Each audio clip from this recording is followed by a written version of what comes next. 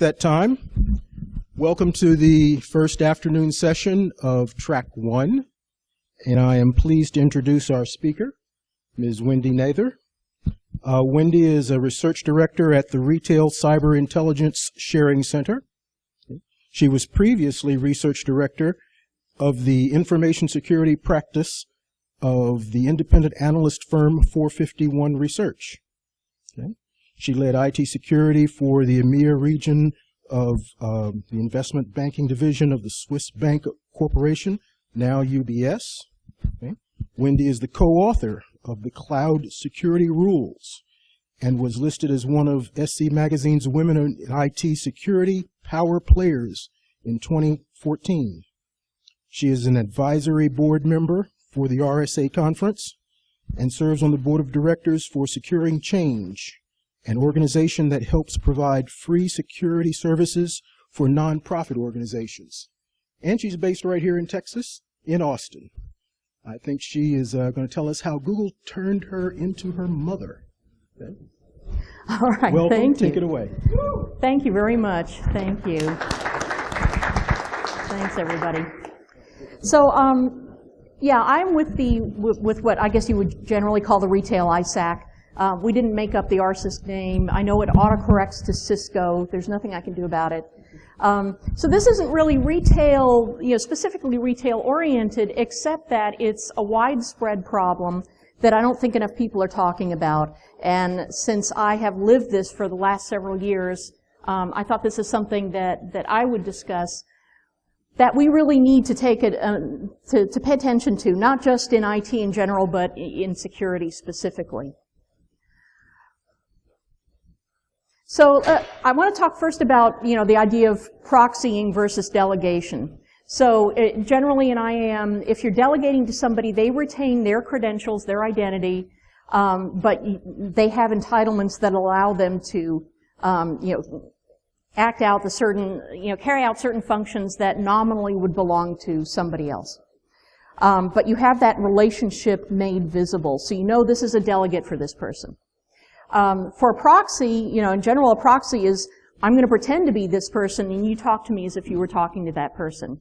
And so we do this in networking. We do this whenever we log into somebody else's account, and are acting in a non-transparent way as them with all of their entitlements. And, this bleeds into the real world. For example, the concept of the healthcare proxy, when you are deputized legally in a document to speak for somebody else on their behalf if they can't make medical decisions for themselves.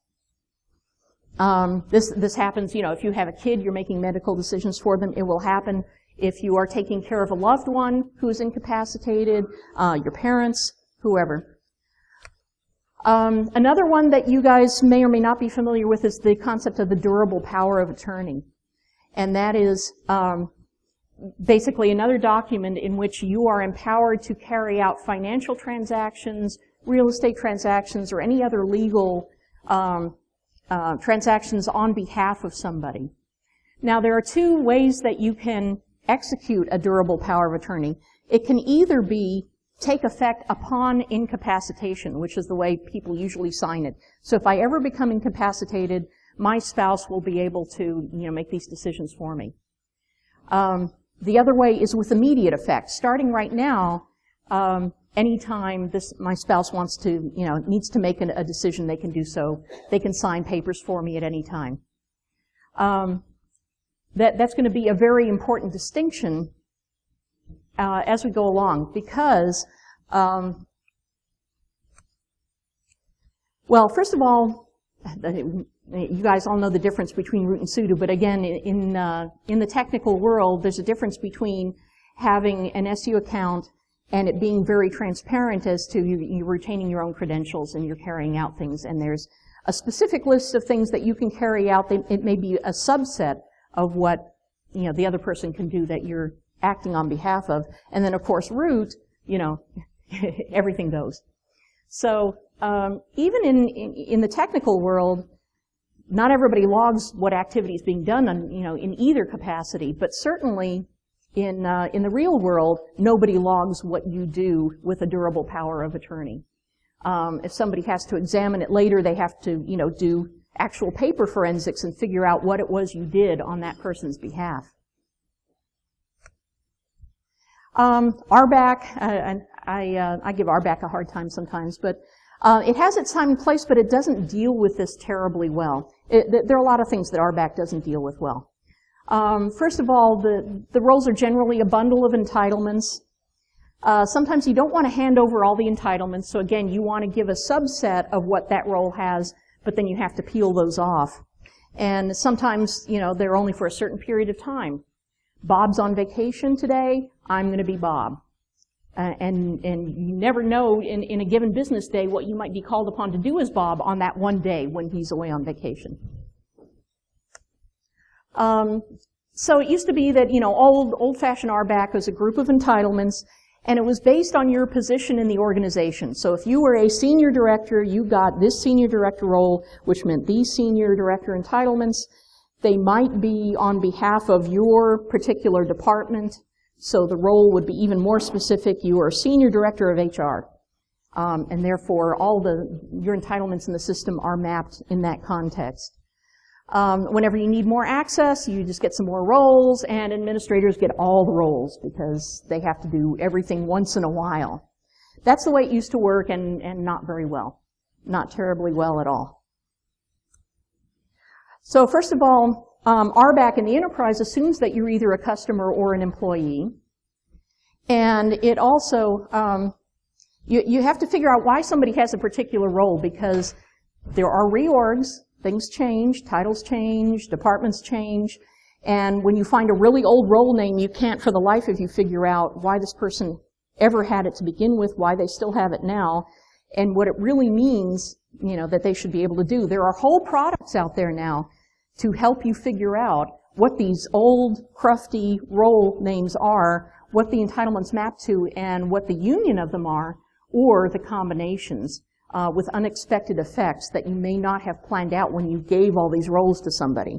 Did you know if you put this one and this one and this one together, you're suddenly able to write, sign, and cash checks all at the same time? That's the sort of thing that these tools are out there now today to help you figure out, and it's the problem we got into because of RBAC. It doesn't reflect different axes of governance, and I'm going to talk about that a little bit more, and it doesn't support context switching. So if you're working for more than one organization or department, when I worked for the Texas Education Agency, we had to have roles that mapped out to different functions in the districts, but some people work for more than one district at a time. We had also, I don't know if you know how many districts we have in Texas, school districts. There were about 1,300 when I was working for TEA. Some of them are enormous, like Houston. Houston is enormous. And just, managing those entitlements, which is supposed to be the superintendent's job, that is a huge, huge thing for the Houston Independent School District. Then you have little tiny ones where we would call up the superintendent, and he was also the girls' high school basketball coach, and when we called him, he was bringing in the crops. So you can have a whole range of different circumstances where the same nominal role will map to a bunch of different capabilities. Some will be needed and some won't. There may be legal requirements for separation of duties, and there certainly are in a lot of cases where even if you are working in two roles, you have to log out when you're working on behalf of this organization, and then you have to log in to work on behalf of this organization and make sure the two the streams never cross. And the union of entitlements is not okay. You can't just pile them all on somebody and say, okay, you can do all of these things, because at some point you might be doing one or the other of them. So I used to talk about this, about how context plus the governance really describes what you should be able to do. There's the identity authority, the access authority. The identity authority can determine who you are in the context of what you're asking for and why you should have that access. So speak for them. Yes, Bob really needs to do this. I know the title doesn't match what's in the books, but this is what Bob does when he's not bringing in the crops. So this is what he needs to do. And then an access authority decides what you may access if they are the steward of the data, for example, or they're legally responsible for access to that data. So the identity authority validates who you are in whatever context. You could be all sorts of things. Yes, in the Internet of Things, that is a cow. I identify that as a cow. I'm the farmer identifies the cow. That's my cow. Shout out to Phoenix, of course, and Javad, because I just have to. But they can say, yes, you're a CISSP, you can do this. Yes, you are a teacher in this school district. Yes, you are a VP in this department at this bank.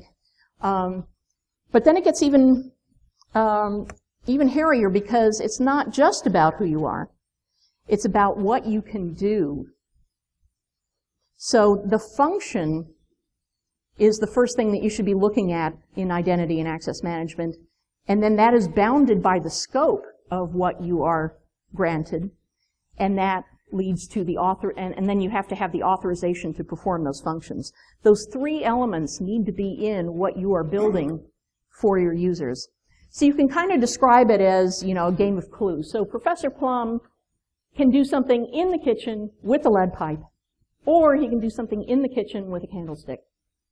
Or if he is going to the library, then he has two other possibilities of entitlements, two other functions he can perform, but that's in the library. Then it gets, but you're missing the context, because he could be killing or he could be killed in the library or in the kitchen with those things. And as you can see, they're not the same set of entitlements based on whether you are killing or you're in the kitchen. Actually, no, I lied. It's even more complex than that.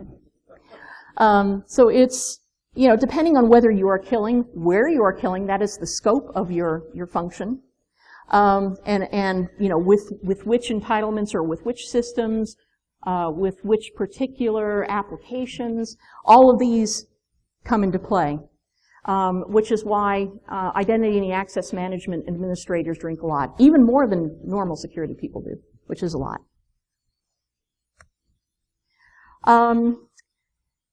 So that when you are being authorized to do this, somebody has to attest that you are associated with that organization. And if you are with an organization and you own the data, you may determine, or you may have to determine, what somebody can do with it, and you have to be the final authority. Which is why federation, just straight federation, doesn't work a lot in enterprises, especially where there are regulations involved, because somebody in the organization with the data has to have the final say, regardless of what the attesting authority says. So the relying authority is, to use the technical term, may rely on somebody else to say, yes, this is a teacher, but the data steward still has to say, regardless of whether they're a teacher or not, I have to do my own checking and do my own authorization, because it's the data that I'm legally bound to protect. So there's that extra step. So where federation can work very well is when you have, 1,300 districts, and you don't want to, and you can't do all of those adds and changes and deletes in one little office on behalf of all of those staff and all of those teachers. So you can push that out to the districts and make the superintendent in charge of that, at least as far as their district is concerned. So they can vouch for their staff, but they still can't be the only one to grant them access to Texas student data. That's the job of the agency.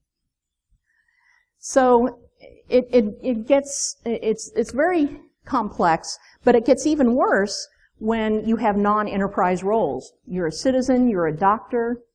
With HIPAA, the name of a patient is confidential, but a doctor isn't. What if the doctor becomes a patient?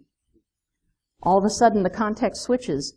You may be a broker, you may be an insurance broker operating on behalf of a bunch of different insurance companies, and you may be all of those at the same time or different. So the functions in the scope are different. Now, one of the things that we're really not addressing is what about consumers? So, for example, we generally should be anticipating the needs for a proxy for minor children, for online things. If you are a parent and you have to sign up, with the online grade system for your kid's school system. These are sort of things we expect to have happen. But there are lots of unanticipated needs. There are incapacitated adults. So incapacitation can be sudden. You can get hit by a car and be in the hospital for a month. It can be temporary, or it can be periodic. And this is something that people with chronic illnesses have to deal with. This is what people with disabilities have to deal with, and it's something that seniors have to deal with. Usually, often a decline, even dementia in seniors, comes and goes. There are days when they're perfectly on top of things, and there are other days when they're not. So there's no one time when you can say, yes, they are incapacitated. And that's the problem. Taking on a role as their proxy takes time. You have to go around, you have to convince them to sign papers, you got to get them notarized, and all this sort of stuff. And going back to the durable power of attorney, I talked about whether it can take effect either immediately or upon incapacitation. And I can tell you from personal experience now that I would urge you, if you're going to sign a document like that, have it take effect immediately. Because otherwise, trying to convince somebody that they're incapacitated and trying to prove it legally, first of all, can destroy your relationship with them, especially if they're a senior parent. They will fight you all the way. Again, because of the periodic nature of what they might be going through, some days they're fine, some days they're not. And also, it takes a very long time. What's a lot easier is if you have it take effect immediately, and you can say, Mom, I know you're not feeling good today. Why don't I just log in and take care of this for you? You want me to pay this bill? Okay, I'll pay this bill. So if you can get that sort of access, that's a lot better for your relationship. It's a lot faster when you need to use it. You don't have to use it all the time. You're not displacing them, you're assisting them. And that's an important way to frame it to them. Can you give me permission to help you when you need it with these sorts of things? When I signed one for my husband, my attorney said, are you sure you want to do this? You want it with immediate effect? And I said, first of all, I could be sick tomorrow. But also, if I trust him then to do this for me, I trust him now. So, that's another important argument to be made for that. So, IT does not keep up with this. One example is that for our online prescription ordering and insurance website thing, when my oldest turned 13, they sent me a notification that said that he had to create his own account, and then he had to authorize me to continue to manage his prescriptions for him. So they sent me an email and said, he needs to create his own account. Oh, we need another account. Okay. I set up another account. I used a different email because I figured they would check for that. I authorized myself, and then I went back to work. So these are the sorts of things that, they don't work on very well. Most of these things where you are doing proxy or delegation authorization online, they don't do a lot of validation. They either check to see that you have a different email address from the other person. They check certain demographic data. And of course, I knew all of this about my 13-year-old, so it was very easy to set it all up. Another thing I ran into was where you could set up delegation authority online, but to revoke it, you had to do it on paper. It's like, what? I have to send you a letter to revoke something I just set up for myself online? So again, really not working out very well. The authentication mechanisms that most of these applications online assume today, first of all, the knowledge of general demographic data when you were born, SSN, that sort of thing. They assume that you have the ability to navigate online, which is not an assumption that you should be able to make. They assume that you have physical mobility and that you have standardized IDs. If you do not have a Texas driver's license, you're kind of out of luck. If you are not mobile, you cannot go to the DMV and stand in line to get a Texas ID card, even if you can't drive anymore or you never could drive. Kids are not going to have ID cards except maybe for the occasional student ID. Again, they assume that a different email equals a different person.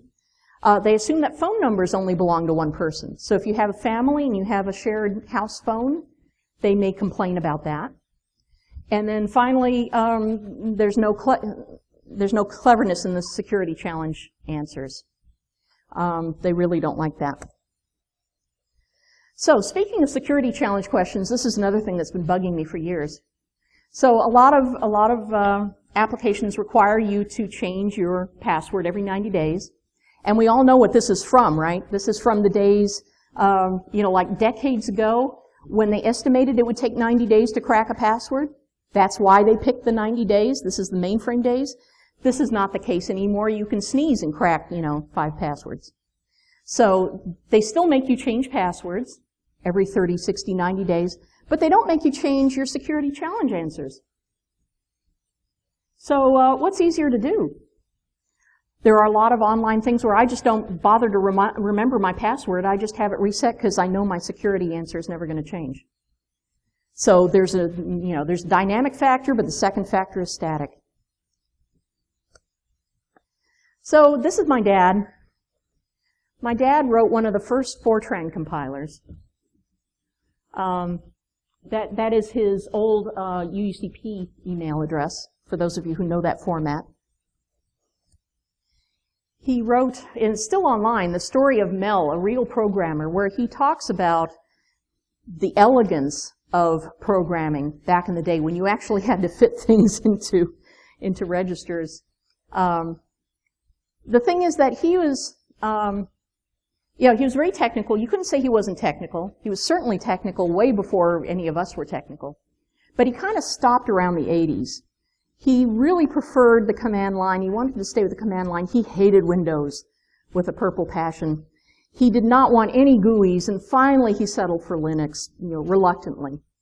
So there came a point, even though he had been technical, he did not want to go any farther and could not handle, he was confused by the online requirements that we have today. Reading something off of a little secure ID token and trying to type it in changed. Trying to type it in again. This is the sort of thing that a lot of people can no longer deal with, even if they were technical. I can't make my dad jokes because, at his time he could do things in programming that I could never do. He could write entire programs in his head.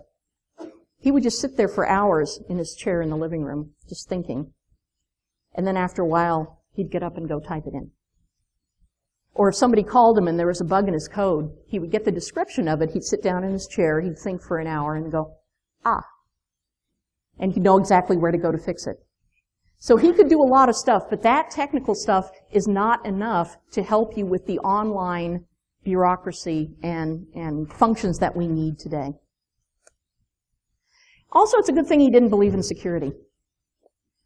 Because when he had a stroke, I had to break into his accounts and take over paying the bills because my mom was no longer capable of doing anything, and she never paid the bills online anyway.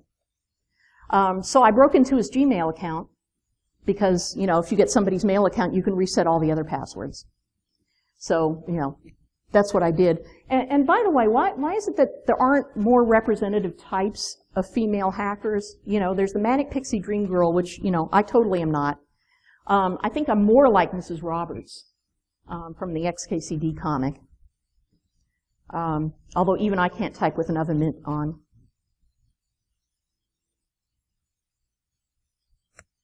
So things to consider when you are taking over your parents' or somebody else's accounts, especially if they are still alive, they are still functional, they may be upset at the idea of you taking them over, but they need the help. How do you do this? Very, very carefully. Once you get in there, are you going to use your own login with delegation? What if the delegation is not complete? You don't have all the same entitlements that they have? Or do you use their login? If you're going to log in, are you going to change their passwords? Because if you do, they can't get back in. You're going to use their passwords. You're going to have to start managing all of those. Luckily, I can say that things like LastPass handle that very well. Different logins for the same site with different passwords. So that's helpful. Do you reset all the challenge answers? It's a good thing I happen to know what the name of my dad's first pet was. Oh my God, that was 80 years ago. What was his first pet's name? Do you use your phone and your email for 2FA, or do you use theirs? Because if you take it away from them, they can't use it anymore. So that's a big problem. These are things that you need to think about. The arguments for using their accounts include the fact that, many organizations just can't deal with this yet. They're not set up, for this concept, either procedurally or, from a technical perspective. And doing it the formal way, again, requires cooperation. Somebody gave a talk, I don't remember where, I think it was in Atlanta, about their experience when one of their parents passed away and they had to go convince, these different organizations to let him have access to his father's accounts. It's different when they're dead and you have a death certificate, but again, when they're alive, and you're sort of time-sharing, doing things on their behalf, most organizations can't deal with that. Again, it requires mental capacity, it requires paperwork, it requires mobility. My dad was at the point where I couldn't just put him on the phone and say, yes, tell them to do this for me, because he was never really sure who he was talking to. Or what he was saying would not make enough sense to them, and they would not really believe, So they thought maybe I was trying to pull a scam or something. By that time it's really, really difficult. They cannot go to the bank branch and show their ID. They literally, they physically cannot make it. And again, this is the same for other disabled people, disabled adults, whatever. And then, another argument for using their accounts is that if you are logged into your account, there may be confusion about which accounts you're working with or which entitlements you're working with at any given time. So if you log into their account, you're working on their behalf. If you're in your account, you're working on your behalf. So there's not as much possible confusion. On the other hand, the arguments against doing this, if the organization catches you, it will block you. So I had some sets of accesses to my parents' banking accounts through my own account, but for some reason I didn't have access to one of those accounts. So I would log in as my mother and do things. At one point I transferred money from one account to another, to one of my accounts, and they decided this was fraud. So they blocked that account. And they left calls from my mother. She didn't understand what they were talking about. And they wanted her to come in, again, with her ID and explain that, it was really okay for me to be doing this. She couldn't do that. But I just logged back into my account and I had access to most of the other accounts that way. The other thing is, again, the principal account owner, they may still believe that they can do these things. They may get confused. They may blame you for their confusion. Like, you changed something, you messed something up, and now I don't know what to do. Whether that's true or not. And then again, the technical confusion can result. Speaking of technical confusion, so this is how Google turned me into my mother. And in memory of my mother, who, did I leave this in here? Yes. In memory of my mother who passed away last month, I have stuffed a Kleenex up my sleeve. This is how she turned me into Google turned me into my mother. I had 4 Gmail accounts on the same system on my laptop. I had a work one, I had a private one for me. I was managing my dad's Gmail account and my mom's. And what I did was, I added my other personal email as an alternate address from my mother's account. You can do that. So I added my address, wendy@nather.com, as an alternate email address, and my mother's, regular Gmail account with her full name. What happened was, anybody who used Gmail at all, who emailed wendy@nather.com, got my mother's name appended to it as the real name. And the first time I got that, I was like, wow, that's scary. And in fact, if my mother hadn't been alive at that time, it would have been really freaky. I'm suddenly being named by people who do not know my mother, have no reason to know my mother, who are emailing me for the first time, and they have my mother's name on it. That was just really freaky. And why is this a problem? Well, if you're Superman, and you have an alternate address of clark@kent.com, anybody using Gmail at all composes an email to clark@kent.com, it will very helpfully put the real name of Superman up there for you. And it does it live as you start composing the email. So yeah, this is a problem. I tried to explain this to Google and ask them about it because I didn't know if it was an actual bug or, whatever. And they said, no, we meant to do that. It's working as programmed. So I was like, okay. So it's okay for me to talk about this. And they were like, yeah, okay. But it is a problem. It's an unanticipated privacy problem. Other problems that we need to address as a community, as IT people, as security people, is that of course adding delegation doubles the attack surface. That person could get owned through your account or their account. And how do you monitor for fraud properly? Again, there's the example where I was supposed to be, I wrote a check for something for my mother and then reimbursed myself from her account. And that was suddenly flagged as fraud. Although I could log into her account and pay bills to other people with her account and it was not a problem. So how do we monitor for actual, misuse? How do we describe the functions that somebody should legally be able to carry out online and monitor just for those? How does revocation work, especially if somebody is so incapacitated that they can't make sense on the phone, they can't read a document, they can't sign it? How are they going to revoke that if they change their mind? And what if they're to be honest, in the middle of dementia and they decide suddenly that you are trying to steal from them and they want to revoke it? How do you deal with that? My mother has no idea how to call up Amazon or Facebook or whatever. And so obviously revocation and recertification, which is another thing we love to do in enterprises, recertification, those all assume that those people are still capable of receiving email, reacting to it, understanding it, receiving a phone call, being able to have that discussion, which is not necessarily the case. So that's a big problem. It's a heartbreaking problem if you're dealing with declining parents or somebody else who is terminally ill and you're having to take these things over for them. But also, to make things worse, bear in mind that what I did probably kind of a little bit violated the CFAA. Just a tiny bit.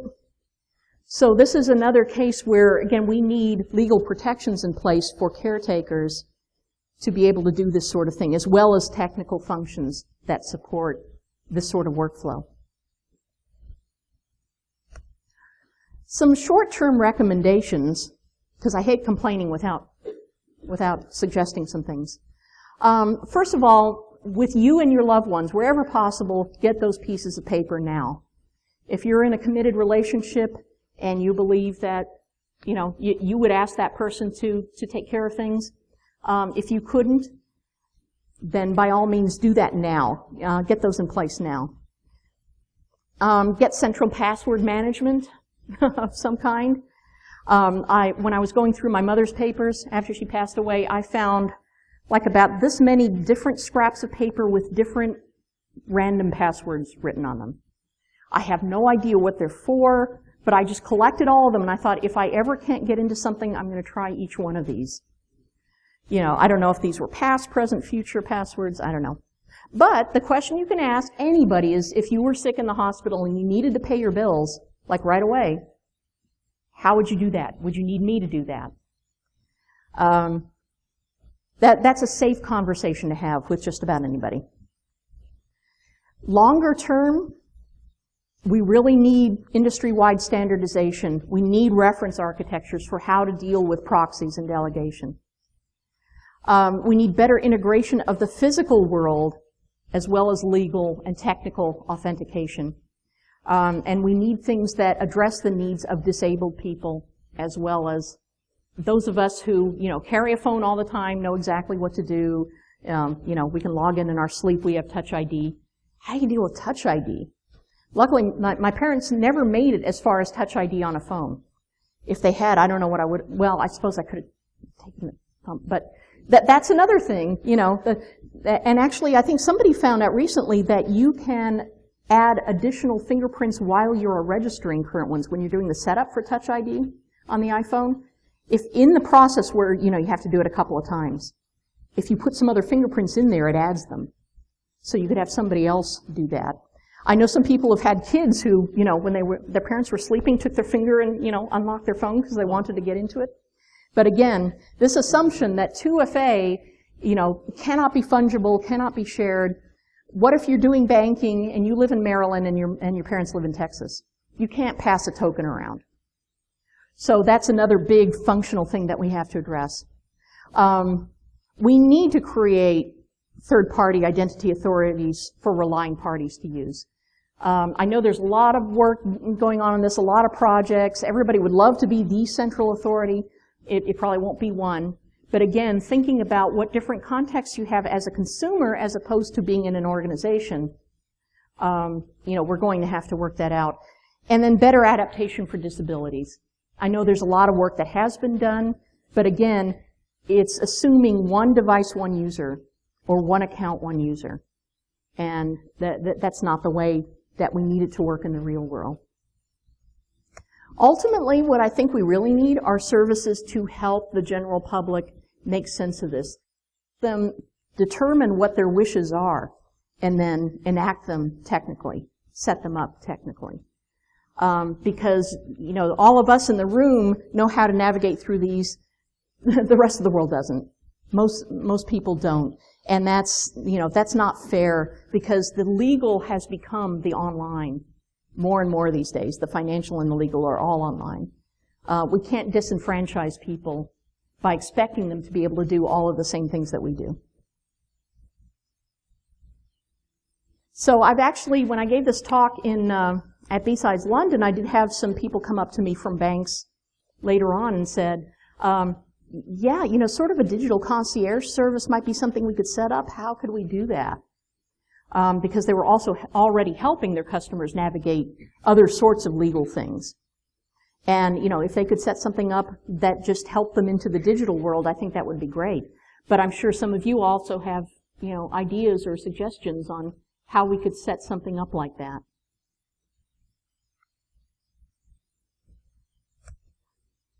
So that's my talk on behalf of both of my parents, who never really understood the technology of today. I thank you for listening, and I hope we can work on solutions together.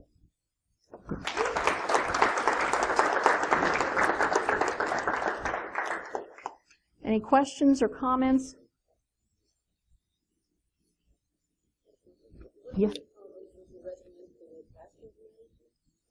There are all sorts of products out there. I use LastPass myself. For all of these, people have different preferences as to what they use, and well,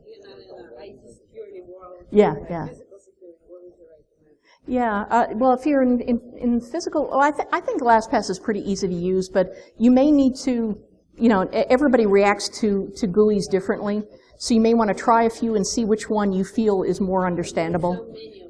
Yeah. Some of them, once in a while, there'll be a breach or a vulnerability reported in one of them, but, I don't know. I don't know, Eric, do you know of any place that lists different password managers? Yeah.